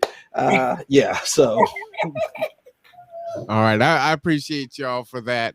I know that there are a lot of other folks that feel the way that I do. Is it okay if I stay angry until January 1, 2020? No, no, unacceptable, unacceptable. No, I done told you about hanging on the anger, bro. We had a whole conversation about that. Loose ends. Yeah. Go and get the Oh cane. no, we're not gonna let no roots of bitterness spring up in No. you. Oh no. I just want to go and get the cane. You know what I'm saying? Oh no. Again, it's just about what we do with our anger, brother. It's okay to we ain't be gonna angry. allow that to continue. Yeah. So, listen. As much as for what I said, I'm not a person of words, but of actions. So I'm willing to commit, myself to once a week right now, meeting, in person, off camera, because some things, what I'm saying, are not to be televised. We can't give away the game plan. You know what I'm saying? Some things, have to be confidential, but I am committing to make myself available to begin to work on that space, to move this community forward in healing, and pray that the spark that gets ignited will turn into a forest fire across this nation. And other communities, like I say, grassroots, other communities will begin to do the same. And then what happened is those smaller communities are being merged together. It's like a bunch of little droplets, you start pushing them together, turn into a big puddle. So yeah. Amen. Village in our Black Lives 365. What is that? Ooh, see, look. Ooh, what is that? I don't know about this. Ooh, what is that? Well, we're going to go ahead and spit it out. We are Black Lives 365. We are villaging our voices every fourth Saturday of the month. We will send out the Zoom link, and we are speaking truth together. This is a restorative circle for healing and for listening and speaking truth to one another. And we meet once a month, every fourth Saturday of the month. And Amen. And we welcome all of you to join us on the fourth Saturday every month. And we will ensure that you get that link so we can begin to have these conversations and begin to village our community. And our community can speak forth the things that we need to do for ourselves to begin to cultivate exactly what you said, Pastor. And so that is already, we've been meeting for years now. I ain't got the link. I'm just saying, why y'all leaving me out? I brought need some healing too. That's all I'm saying. Can I get an invite? Yes, you can get an invite. Whoop, whoop. All right. Amen. Amen. Yeah. Okay, look, bro, it's past my bedtime. Yeah, it's way past mine. We're wrapping it up now. Okay. So just hold with me for a couple more seconds. All right. I got you. I'm gonna finish it off with the final thought. I shared with you my feelings and my vulnerability, and although I do have direction, it's important to share that out so that others that are feeling that way can also get that counsel and advice. Because that's another thing that's missing, right? We're all out here. Many of us feel like we're alone. We're having these feelings and we have no outlet. We're looking for that community to set that up. I see it. So this is how this starts. And I will say that I've, participated in villaging our voices twice. And it's been one of my favorite things to do. To listen to the different perspectives and the different questions. It's also nice to fall back from a leadership role and go into a learning role. So that's really important. I love folks that read. So if you can see those, you definitely want to go ahead and get those books there. Christina says, thank you for modeling and putting yourself out there, oh yeah, there ain't nothing they can do to me that they haven't already done. It's on now. They should have never told me that I was free. And the thing is, I just had to figure out that I was free. And once I figured it out, well, damn, they in trouble now. I'm getting that one, sis. I ain't got that one. I gotta get that one. We are not criminals by birth, perennial rapists, incapable intellects, man-children, sperm donors, child support wellsprings, success objects, walking phalluses, ATM machines, lottery tickets, unintelligent henchmen, valueless assassins, pro bono mercenaries, unpaid bodyguards, interchangeable stepfathers, child discipline proxies, unpaid repairmen, workhorses, emotional tampons, or any other socially accepted dehumanizing stereotype. We are thinkers, inventors, innovators, leaders, fathers, and men. Embrace your humanity, know your worth, and extend your time, attention, and resources only to those who genuinely respect you. And remember, your worth is not defined by meeting other people's narcissistic and selfish and unrealistic needs. You define your worth. Peace. Black men are coming back into the forefront. Power is taken. Power is not given, because anything that is given can be taken away. For Pastor Ellington, Okoye, Karen Vargas, I am Marwan Cameron. This is the Conduit. We will see you tomorrow at 3 p.m. Thank you so much for joining us. Amen. All right. Amen.